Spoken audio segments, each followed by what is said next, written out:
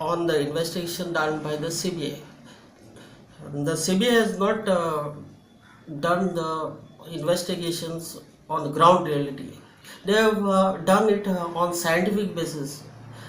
If the investigation is done on ground basis and through a proper manner, this case would have been cracked. So I have filed of 2 pages objection on the CBI, that I am not very happy with the CBI. Finally the CBI has to agree that they want time till 4th July. The Honorable court was very pleased with the 2 pages filed by me, and I am very confident in this case that I am winning this case. There are also some more evidences which will be produced before the Honorable Court, which I am not disclosing right now.